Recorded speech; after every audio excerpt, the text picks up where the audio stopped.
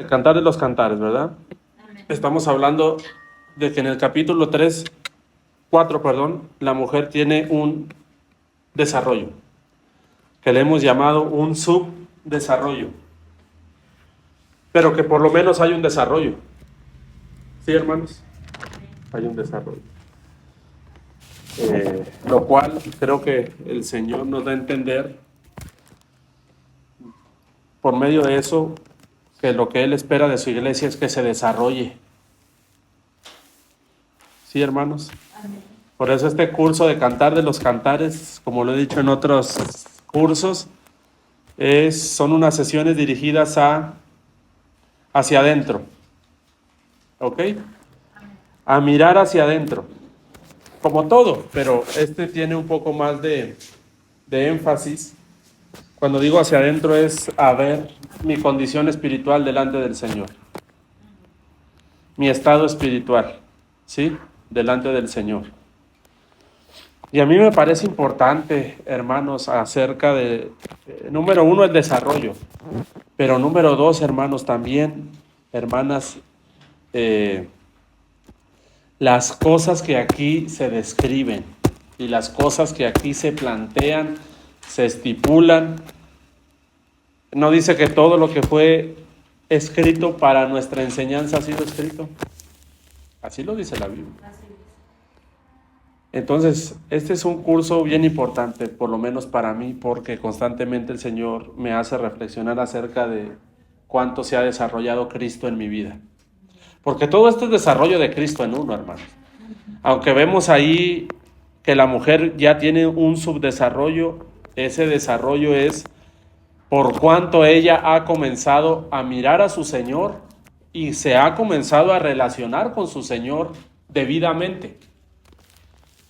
Como consecuencia hay un desarrollo espiritual, hermano. Pero también yo creo que sí hay que ponerle atención a los detalles, a aquellas cosas que el Señor quiere que se desarrollen en su iglesia. ¿Sí? Para de esa manera pedirle al Señor que nos ayude a alcanzar la medida. Y decirle, Señor, yo quiero que tenga lugar, que tome lugar ese desarrollo en mí, en la vida espiritual que me has permitido tener.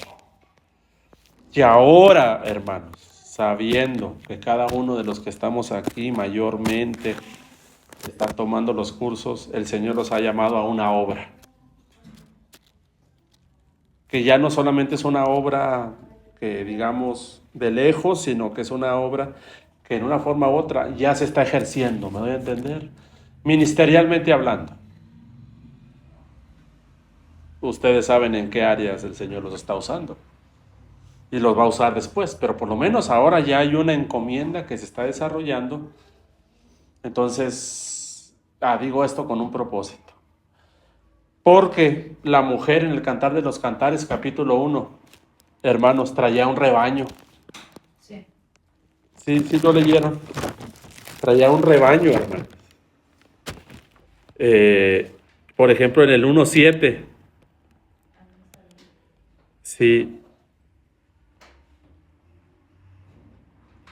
En el 8, perdón. El amado le dice a la mujer que vaya a seguir las huellas del rebaño. Y luego le dice, apacienta tus cabritas junto a las cabañas de los pastores. Entonces la mujer traía ya unas cabritas a su cargo. Ya tenía un pequeño rebaño, un rebañito pequeño, pero traía rebaño. Entonces el Cantar de los Cantares también es un mensaje para aquellos que el Señor les ha permitido en una forma u otra algún tipo de rebaño. ¿Sí? Entonces noten que yo creo que sí es importante, hermanos, entender todos estos principios para posteriormente trasladarlos a aquellos rebaños que el Señor nos está permitiendo. Porque si a algo el Señor, por ejemplo, en el ministerio pastoral, algo que nos va, creo que, solicitar el Señor a través de su palabra. Claro, hermanos, claro. Creo yo, es que le presentemos una iglesia sin mancha ni arruga. o que estemos trabajando en pos de ese desarrollo en la iglesia que el Señor nos ha encomendado a servir en una forma u otra. Y me parece que algo que tenemos que tener como carga en nuestras vidas, hermanos, también es el desarrollo de esos hermanos. Pero ¿cómo vamos a entender el diseño de lo que Dios quiere ver en su iglesia si no conocemos el diseño primeramente? Por eso es importante primeramente nosotros ser ministrados para posteriormente decirle al Señor, lléname, haz la obra en mí para que posteriormente puedas hacerla a través de mí. Porque no hay otra manera de ministrar. De lo que has hecho en mí, tómalo, Señor, tu misma obra y ahora, Señor, hazla a través de mí.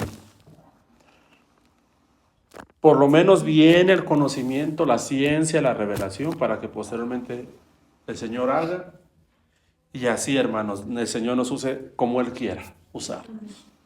Pero el Señor quiere vasijas tratadas, vasijas llenas, para que Él sea el mismo Señor haciendo a través de uno. ¿Me doy a entender? Pero lo importante que es conocer, hermanos. Si yo no conozco esto, ¿qué voy a estar enseñando? ¿A hacer puros convivios? ¿A hacer puras eventos? Hay gente que piensa que el ministerio es hacer puro evento. No, bien. ¿Sí o no? Sí. Bien. Sin el afán de criticar, de lastimar. Pero yo mismo llegué a pensar en cierta ocasión que el ministerio era tener a la iglesia entretenida y haciendo algo. Trabajando. Sí, trabajando. Pum, pum. Y que entre más se viera movimiento, podían llegar a decir, oh, mira ese hermano, qué activo es con la iglesia. Y evento tras evento, y ahora vamos aquí, y ahora allá, y ahora allá, y ahora está programado esto, está programado lo otro, está programado. Y tal parece que cuando vemos eso uno dice, oh, wow, este sí que es un verdadero pastor. Este sí que es un verdadero líder, que sí es un obrero, porque lo vemos muy activo. Yo digo que hagamos lo que Dios nos llamó a hacer, Amén. por un lado. Pero cuando se sustituye todo lo que acabo de decir, para mí, por esto que se está ministrando, hermano, yo creo que sí el Señor quiere mejor que le pongamos atención a esto en nuestras vidas. Y posteriormente a aquellos que servimos, y de esa manera ir sirviendo al Señor en el ministerio pastoral y ir dirigiendo a los hermanos. Porque el ministerio, les digo, no es evento, no estar... Cuando el Señor pone muy bien a hacer algo, pero ya cuando esto sustituye a esto, hermanos, es un problema. Creo que el Señor ahí quiere que reenfocarnos. Y por otro lado, después de que el Señor se empezó a relacionar con la mujer y el Señor mismo la hizo desarrollarse, a mí me gusta mucho cómo terminó el capítulo 8 diciendo, hey, tengo una pequeña hermana que no se ha desarrollado. ¿Se acuerdan que lo leímos en el 8:7? En el capítulo 1 la mujer estaba muy dañada porque la habían, y en efecto, sus hermanos mayores la habían puesto a servir y había terminado, dice que quemada por el sol. O sea, le cargaron la mano en una forma o en otra. Cosa que ya dije que no debemos hacer. Y que si alguien nos ha puesto a hacer así, soberanamente Dios lo permitió, pero lo permitió para no replicarlo, sino para desprendernos de todo eso. Porque qué fácil es replicar lo malo y no lo bueno. Ya lo había comentado, pero al final la mujer ya está tan transformada que dice, tengo una pequeña hermana que no se ha desarrollado, ¿qué vamos a hacer con ella? Hasta termina con una carga, hermanos, por los que no se han desarrollado. ¿Sí? Y tampoco se dice con un afán de crítica, de mira ese hermano cuánto tiene. No, hermano, se dice con una preocupación. Y esa preocupación no venía de la mujer solamente. Esa preocupación era la carga de Cristo, la preocupación de Cristo en ella. Porque porque Pablo lo decía el hermano también. Hasta que Cristo se ha formado, dice que tenía dolor, ¿sí o no, hermanos? Sí. Y las mujeres sabrán mejor que uno, dice que dolores de parto, por los que no se había desarrollado Cristo. Sí. Pero no eran los dolores de Pablo, era Cristo y sus dolores por su iglesia en Pablo, ¿me doy a entender? Amén. Aunque esa vasija estaba manifestando de lo que estaba llena, y Pablo estaba lleno de Cristo, y era realmente la carga de Cristo por los no desarrollados. Pues yo creo que alguien genuinamente con llenura de Cristo, con llamado al ministerio, principalmente pastoral, apostólico, hermano, trae carga por los que no se han desarrollado. Sí. Pueden ser familiares directos, puede ser mi esposo, pueden ser mis hijos, el hermano, la hermana, o no siendo pastor, simplemente siendo hermano de alguien. Y sin el afán de criticar, pero sí con esa carga de, estos hermanos no se han desarrollado. No se han desarrollado. Cristo no ha sido desarrollado en ellos.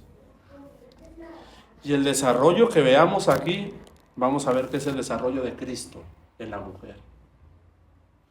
Entonces, hermanos, para ver si podemos terminar hoy, yo nada más voy a estar vamos a hacer algunas lecturas, pero de verdad que hay mucho que escudriñar y que profundizar. Por ejemplo, estuvimos hablando acerca de que el amado en el 4.1, ya para pasar a esto, le dice y le hace referencia acerca de sus ojos como de paloma, ¿no? Sí. ¿Ok? Yo lo resumiría diciendo ojos santificados, ojos de Cristo. Los ojos de paloma son los ojos de Cristo. Para eso les digo, hermanos, en el nombre del Señor, hagan un estudio acerca de cómo Cristo aparece con unos ojos en el Apocalipsis, ¿verdad? Pero también vean todo lo que la Biblia corrige respecto a los ojos en algún momento. Que nuestros ojos tienen que ser abiertos, que ojos de abierto, el ojo malo, el ojo altivo, todo eso tiene que ser santificado en uno, hermanos, para poder alcanzar esta medida de los ojos de paloma, los ojos de Cristo, del Espíritu de Cristo, del Espíritu Santo, hermanos. Hablamos la última vez, ya terminando, hablamos acerca de los cabellos de la mujer, ¿lo recuerdan? Sí. Esos cabellos que representan la consagración espiritual. Había un voto que era el voto nazareno, o nazareo, mejor dicho, donde el que estaba consagrado no se podía cortar el cabello. Tenía que tener una cabellera larga y abundante, porque aquí la mujer dice que sus cabellos eran como manada de cabras, o sea, eran un montón de cabellera y una muy bella cabellera, una muy bella cabellera. O sea, lo que la mujer, el Señor está viendo en su iglesia es una consagración a Él y una mujer consagrada para Él. Y en la consagración hay mucho que elaborar, hermanos. Y yo nada más les recuerdo que en un momento también hay una figura de un hombre llamado Absalón. Sí. ¿Cuántos lo recuerdan a Absalón? Sí. Amén. ¿Y hasta dónde tenía el cabello Absalón? Se quedó ganchado. Por un lado se quedó ganchado pues, de la cabeza. Suspendido. Eso lo hablamos nosotros en la eclesiología de los 3 cielos. Así es. Que Absalón es una iglesia que representa un estado espiritual intermedio, o sea, Sí. de tibieza, donde queda suspendido entre el cielo y la tierra, o sea, que no es celestial, pero tampoco es terrenal. Pero no dice que Absalón se cortaba el pelo, dice que cada año se cortaba el pelo, y la Biblia dice que se lo cortaba porque le causaba molestia, hermanos. Y nada más les digo que la consagración a la carne le es molesta. Sí. A tu carne, la consagración a Cristo le es molesta. Y la misma carne va a replicar, va a alzar la voz cuando uno se quiere, cuando la consagración de Cristo está creciendo en uno. Se levanta también el oponente que es la carne, el mundo. El mundo no comprende, hermanos, la consagración al Señor. No comprende que el anhelo de nuestro corazón es, aunque estamos en el mundo, no somos del mundo.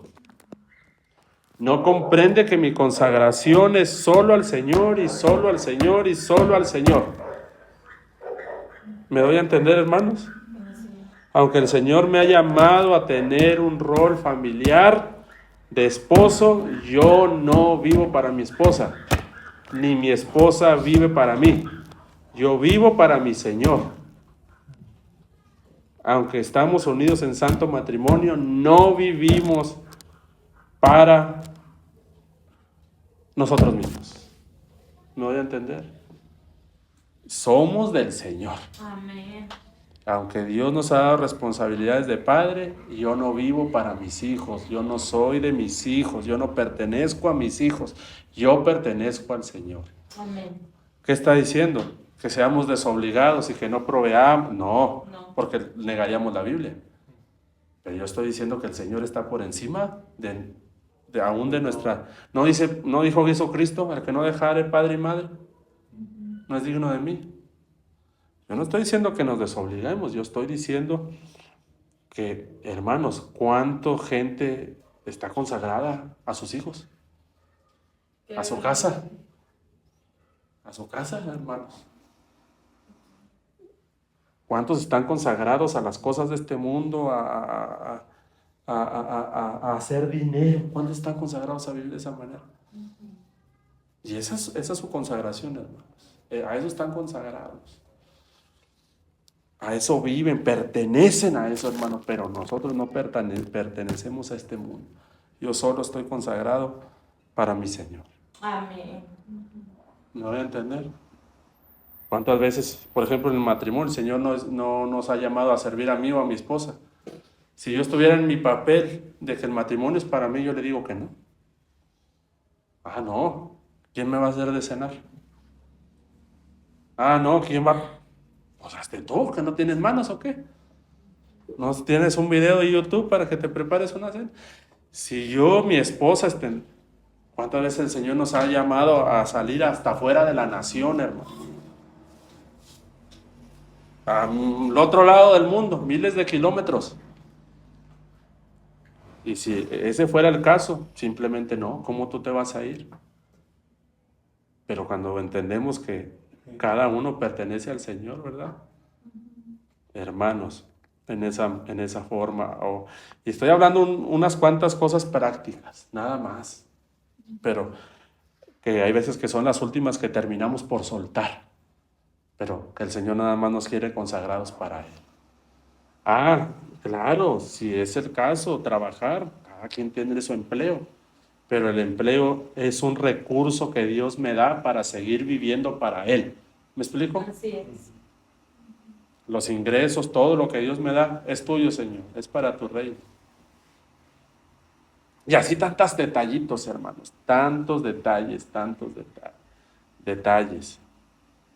Los hijos, hermanos, los hijos. Imagínate que uno de tus hijos te hubiera dicho o te llegue a decir, yo no quiero estudiar una carrera, yo me quiero ir de misionero. Amén. Una hija tuya. ¿Y a dónde te quieres ir, hija? Ah, y que te diga que a una nación musulmana. ¿Qué vas a hacer? Ah, no, a mí me traes una carrera. Y luego te me vas. Sí.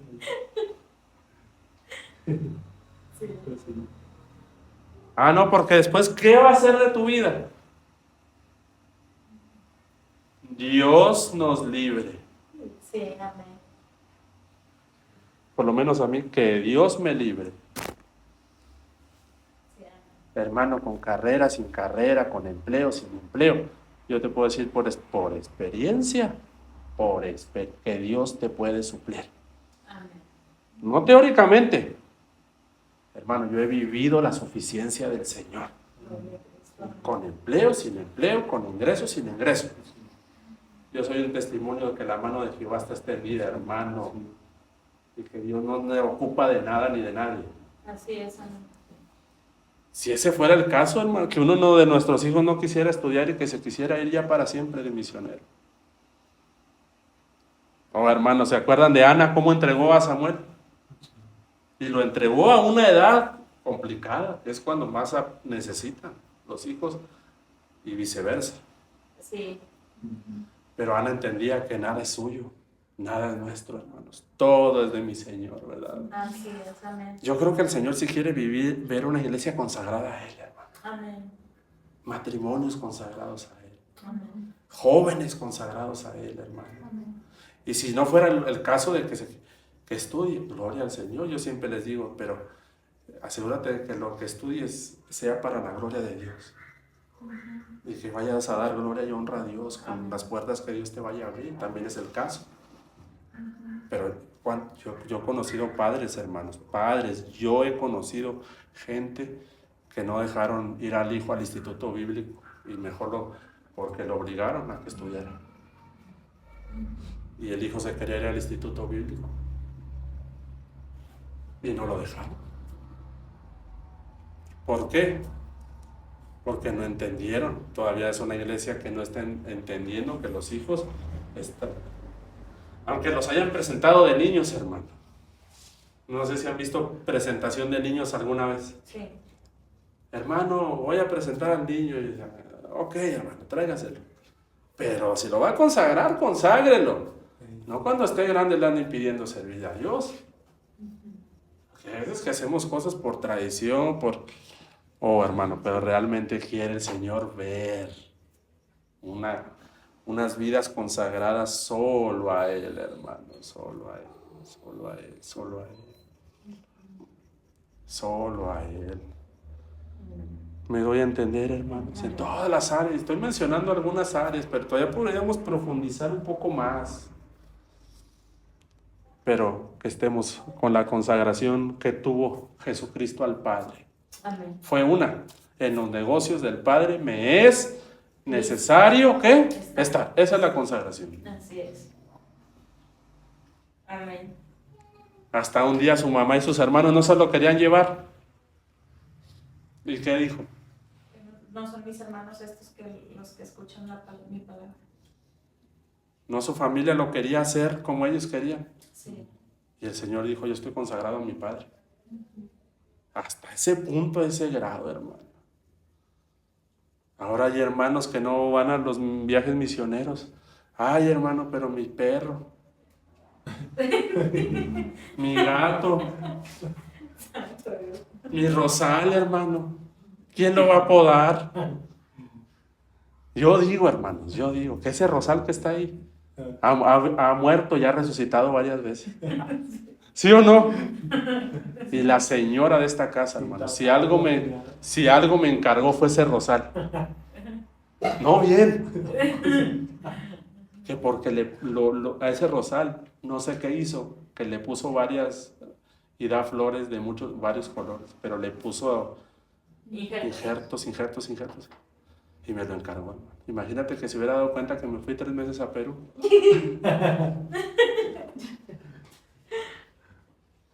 Pero el Señor no, bueno, todavía está. Pero no está seco. O sea, No, ahí está. Pero de verdad hay hermanos que no van a la obra, hermano, por el perro, por el gato, por las plantas. el trabajo.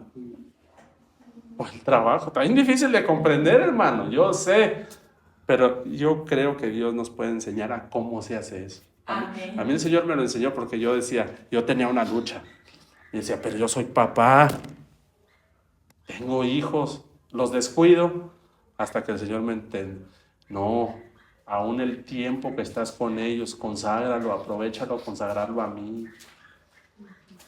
Me doy a entender, hermanos. Entonces aprovechamos el tiempo, hermanos. Antes de dormir ministramos de una forma u otra a los niños.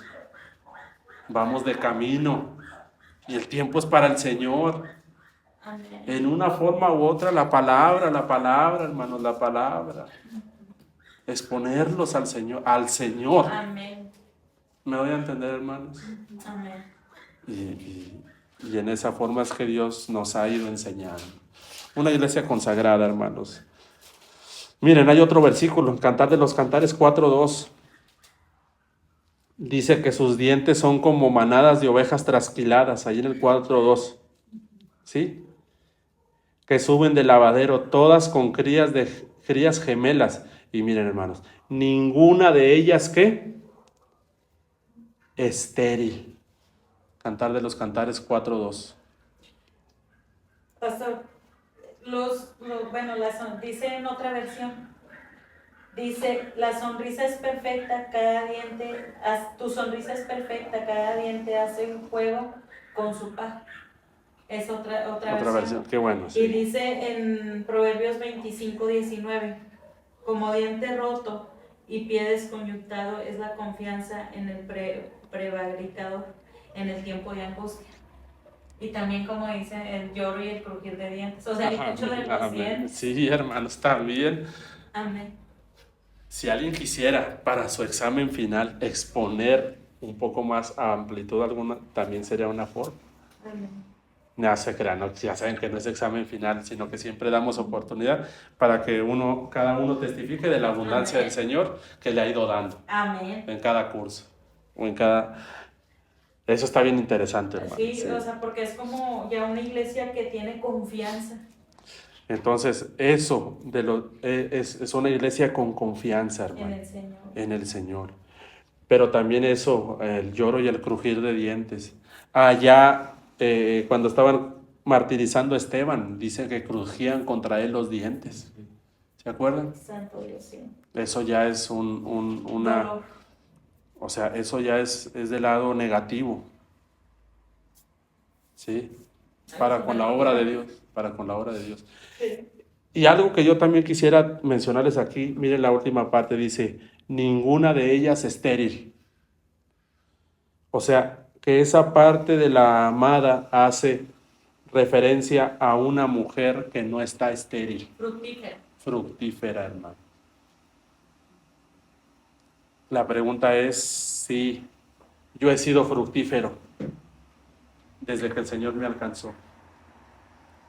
¿Cuánto fruto ha habido de Cristo en mí? Por un lado, Cristo como fruto en mí, pero por otro lado, hermanos, tiene que haber fruto. O como se dice, la fe sin obras también es muerta. Hermanos, ¿dónde está el fruto? ¿Qué fruto puede ver el Señor en su iglesia? Fruto, hermanos, en carácter, en formación del carácter de Cristo, pero también, hermanos, ¿dónde están las evidencias? Fructificar y multiplicar. O sea, ¿Qué fruto hemos dado, hermanos? Sí. Por ejemplo, en la obra, fruto. ¿Qué fruto hay? En los dones que Dios te ha dado. ¿Dónde está el fruto? En su iglesia, hermano. Un día el Señor encontró una vid estéril, ¿no? Sí. Y el Señor dice, no, vamos a darle un año más. No, vamos. Y dice que terminaron cortándola, ¿no? Sí, o ya casi la cortaban. Que el Señor quite toda esterilidad de nosotros, hermano. Sí. Toda esterilidad.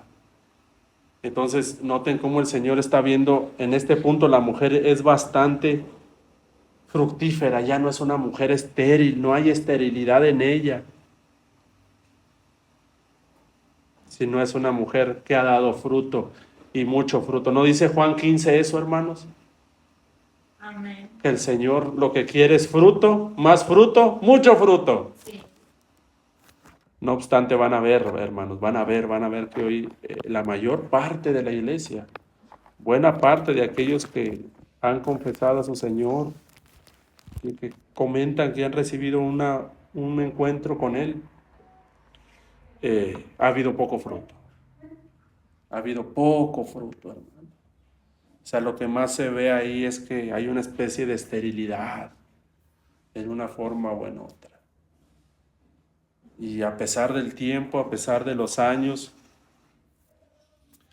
no vemos que hay, cuando yo creo que ya debería de haber por lo menos un fruto. Y hermanos, podemos hablar del fruto del Espíritu, les digo que es Cristo, paz, mansedumbre, eso por un lado, hermanos, eso, qué fruto ha habido. Y por otro, en esos dones, en esos talentos que el Señor nos ha encomendado, qué multiplicación ha habido.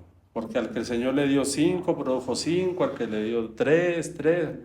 Y recordarán que hubo uno que Lo enterró, lo escondió. hubo esterilidad y vino el Señor y ¿recuerdan eso? Sí. Sí. Oh, hermanos, que el Señor nos ayude. Que el Señor nos ayude. Y me parece también, hablando así acerca de rebaños también, como congregación local, ¿cuáles son nuestros frutos? Frutos de justicia, dicen, ¿no? Sí. ¿Cuáles son nuestros frutos como congregación local? Como iglesia de Cristo universalmente hablando, ¿qué fruto hemos dado? Y de una forma muy particular, ¿dónde están mis frutos? El fruto, ¿dónde está el fruto? Y luego viene, hermanos, en el Cantar de los Cantares 3, se habla acerca, por ejemplo, miren, de los labios, pero particularmente se habla del habla hermosa. El habla hermosa, ¿ya vieron? Y tu habla hermosa, Cantar de los Cantares 4:3, ahí en el inciso E. Tu habla hermosa. Y viene una lección súper práctica, hermanos, nuestro hablar, nuestra manera de hablar. Hermanos, todavía hablamos mal. Yo no estoy diciendo, porque si no, sí o no, hasta nuestra manera de hablar el Señor ha santificado. Amén. Amén. ¿Sí o no? Amén. Los que yo testifico que en un momento de nuestra vida, andando allá en el mundo, adquirimos un lenguaje corrupto, Sí. contaminado, de mentira, de todo. todo, Todo hermano, malo. todo, palabras antisonantes, todo, hermano, horrible, horrible. Sí. Pero aquí la mujer ya manifiesta un habla hermosa. Sí, hermanos. Sí o no, el Señor hasta nos habla de quítese de vosotros la gritería. Sí. ¿Sí o no? Sí. Amén. ¿Cuántos todavía gritamos a veces? Predicando. Hablamos. Hasta se nos dice que no le digamos, o sea, nada más dice que nuestra boca, nuestra habla sea para edificación. ¿Cuántos seguimos mintiendo, criticando, murmurando, hablando mal de un hermano, hablando mal de una persona? Pero aquí ya el habla de la mujer está perfeccionada. Entonces, ¿qué tengo que hacer, hermano? Hacer un estudio acerca del habla, del correcto hablar. Hasta no le pusieron un carbón encendido A Jeremías. Sí, fue a Jeremías. a Isaías. A Isaías. No, No. a Jeremías, ¿no? Fue a Jeremías, creo. Creo que a los dos. Un carbón encendido. Creo que fue a Isaías. Sí. A Isaías. Sí. Oh, hermano, sí hay un montón de cosas que decir en cuanto al hablar. Al habla de la iglesia. A veces no puede ser que sigamos hablando como el mundo. Y gritando como el mundo. Y alzando la voz. No puede ser, hermano. No puede ser. Así es. Mintiendo, robando, murmurando. ¿Cuánto el Señor nos ministra sobre? Oh, mucho, hermano. Mucho. Y en el 4:3, ahí mismo es donde estamos. En el 4:3. En el 4:3, hermano. En el 4:3 del Cantares. Tus mejillas como cachos de granada detrás de tu velo. ¿Qué enseña la Biblia respecto a las mejillas? ¿No se acuerdan? ¿No dice el Señor que si uno te da una cachetada, Ay, sí. le pongas la otra mejilla? Sí. ¿Sí o no? Sí. Hermanos, ¿saben qué tiene que ver con las mejillas? La humildad de Cristo.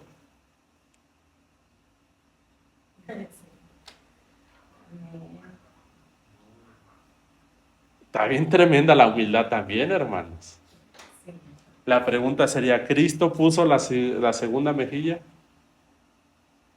Cristo puso todo su ser. Oh, y eso sí hay bastante tela que cortar. Un montón de tela que cortar. Un montón de tela que cortar en cuanto a las mejillas. Que es la humildad de Cristo, la mansedumbre de Cristo, hermano. Vienen los labios, que está relacionado, les digo, al hablar. Pero yo quería decir también hermano, ya para ir terminando. El 4-4. Está bien tremendo el 4-4 porque es el cuello. El cuello, hermanos. El cuello está bien tremenda esta aplicación que les voy a dar. Ya ustedes me dicen si está bien o está mal. Porque miren lo que le dice. Tu cuello, como la torre de David, edificada ¿para qué, hermanos? Armería. En esa versión que dice, hermana. ¿Tienes otra versión? No. No, es la misma. ¿Qué es armería? ¿Qué es armería? ¿Qué? Era una especie de cuarto donde se colgaban los escudos de los guerreros. Se guardan diferentes géneros de arma, dice. Sí, armería. Pues sí.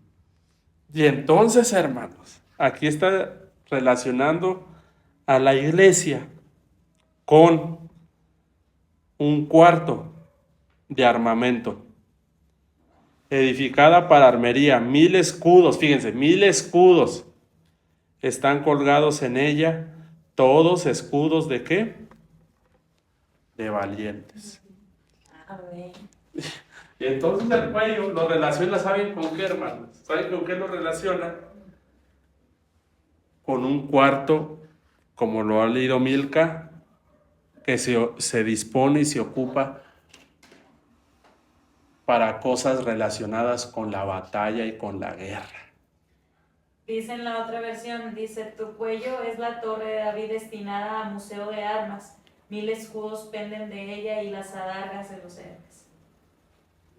Entonces, dentro de la eclesiología del Cantar de los Cantares hay un punto donde la iglesia, ¿saben qué? También viene a ser un cuerpo espiritual utilizado por Dios para la batalla.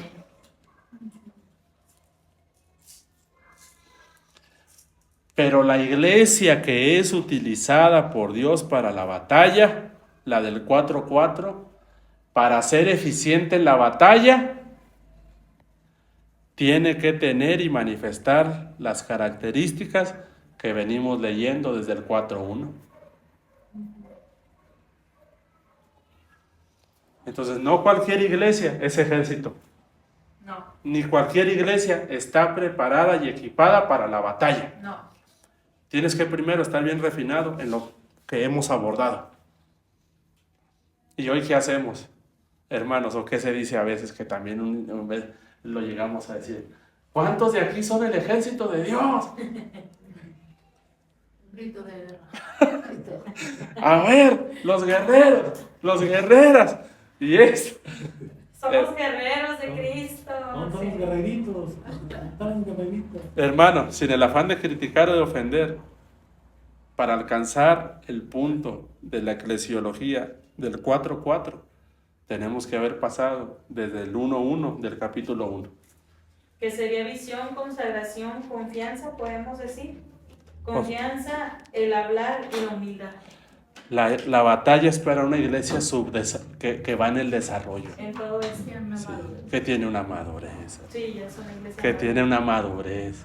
Sin embargo, hay veces que se convierten los nuevecitos, hermano, y lo primero que les enseñamos, o se nos enseñó, a mí se me enseñó por mucho tiempo así, en lugar de ministrar a Cristo en otra forma, lo primero que le enseñaba a ese grupito era a que empezara a atar al diablo y cosas así. Mira, si te duele esto, tú vas a decir, yo te ato, tú di, Satanás. Y, hermano, eso no debemos de enseñar a invocar el nombre del maligno, creo yo. Y bríncale para que lo pisotees. ¿Cómo es para machacarle la cabeza al Machácalo, diablo? machácalo. No, hermano. Pero para la onda, pues. La iglesia que es guerrera, que es edificada ya para que Dios la usa. Miren, yo sé que el tema de la guerra espiritual ahorita es una herejía mayormente, pero sí hay hermanos que Dios utiliza en estas formas. Sí, amén. O sea, hay cierta verdad en esto, pero es cuando el Señor lo utiliza a uno en esta forma y en su soberanía. En su soberanía y en su poder, en su misericordia. Voy a contar el testimonio de un hermano, y es el hermano aquí presente, porque es un ejemplo de cuando uno no anda haciendo la guerra, sino que el Señor toma